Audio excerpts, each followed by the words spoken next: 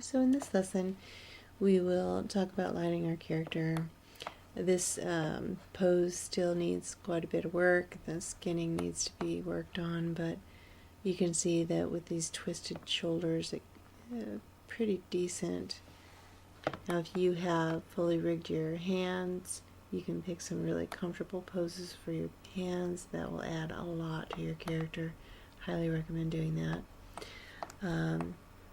Also, clothing, if you're using cloth solvers, that will add a lot to your character renders also. So for lighting, the first thing that we want to do is go ahead and just hide our let's see, our helpers and the bone objects. We don't need those any longer. Don't want to hide our lights anymore. Okay, I already have some lights set up in here, so I'll go ahead and show you, oops, the lighting setup that I have in here before we strip it all away and start over again. This is, let's see, top-down view. This is a standard 3-point lighting setup for character pose. You have a spotlight in the front and a spotlight in the back, and you have an ambient glow that's a fill light in the front. And then you also have a spotlight that's illuminating a backdrop. Now there must be a backdrop in here also. There is. So go to the front view. Start chugging with all the lights in there. Alright, let me pause and hide the stuff I don't need. Alright, so what I have in here is a backdrop, and you can see the mesh on that. It's just a simple shape perspective, so you can see it better. It's a shape that you typically find in a photography studio. It's a floor and a back wall, and then you have a soft curve rather than a hard edge there. So that's usually what I like to use for if I'm going to be rendering characters. Let's see what we have here for rendering. Yeah.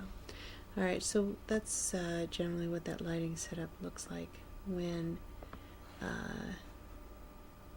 the backdrop and everything's there. So let's take a look at that from the top-down view. Let's get rid of our background now. It's hidden.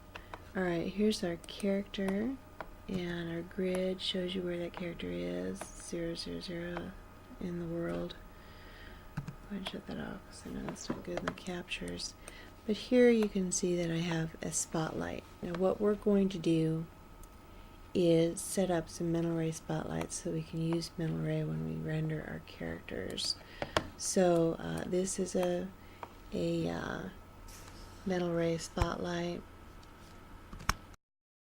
So you can see that the spotlight in front is called a key light, and that's usually the first light that we put into our scene. And what that light does is it's usually set up to define the shape of the object in the scene. So it's 3/4 front. What we're going to do is make a triangular pattern with our lights, and that's just a standard setup that we typically do for characters or portraits or anything where we're illuminating a character, one character in a scene. So again, so you can see this better, I'm going to go top down, turn on my grid for a moment, and this light again is called a key light. And then in the back we are also setting a spotlight, and that's called a backlight. It's used to illuminate the back of the character. Many times it's placed high to illuminate the hair, give it a nice hot light on the top, and that is a light that defines the rest of the shape that drops out because of the key light not being able to illuminate the entire scene. Alright, when we get our key light in and our backlight in, we usually have a really hard shadow on one side of the face.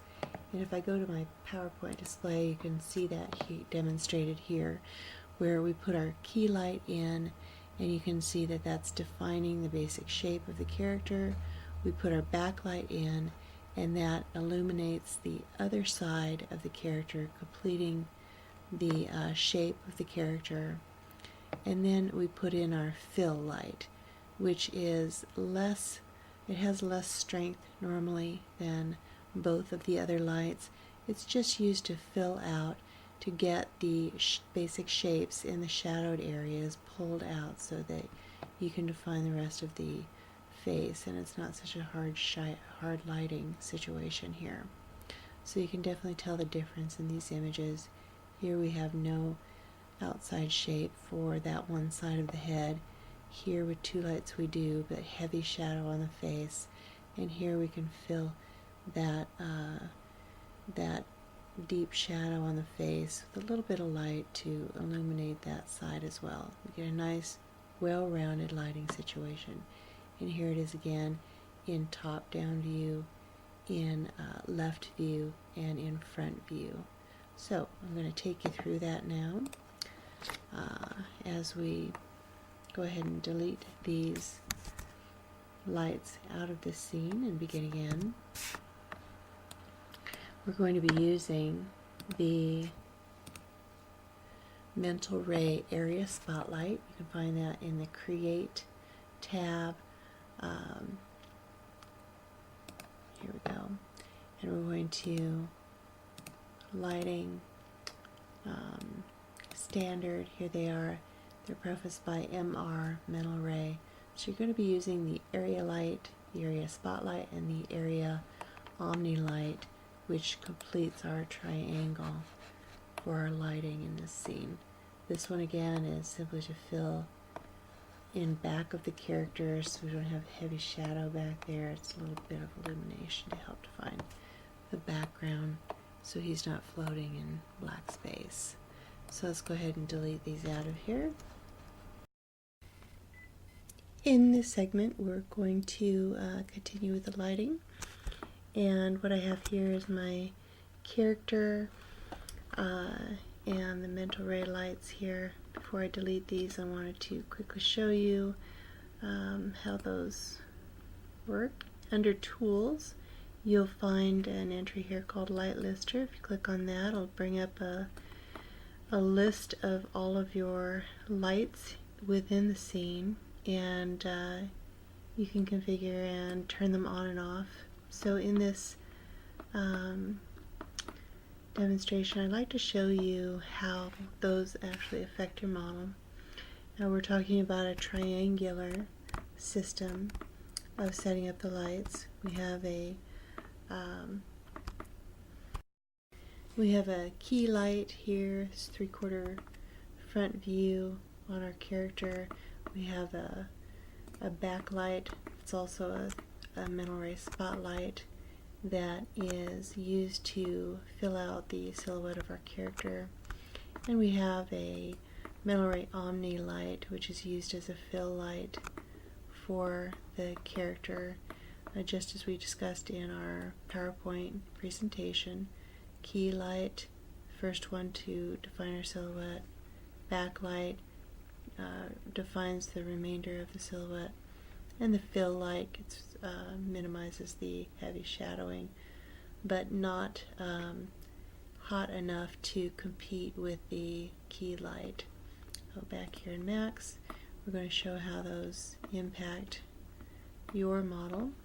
So if we turn on our first spotlight, we can see that that is the key light, and you can see in the viewport it's actually very subtle, but if you render that, it's go ahead and render that, it's pretty bright.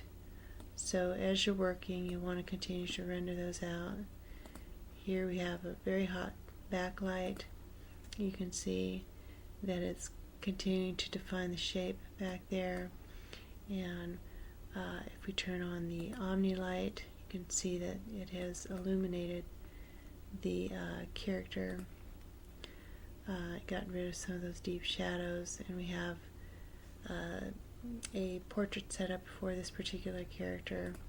Now if I turn on the spot in the back, let's see, did I hide that? Yes, unhide the background.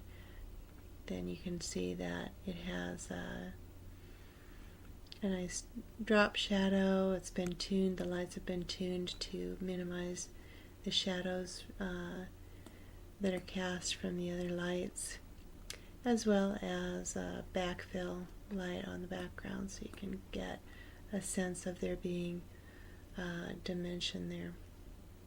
Okay, so let's go ahead and close those. We're going to go ahead and take our background out, go top down view and delete our lights and start again.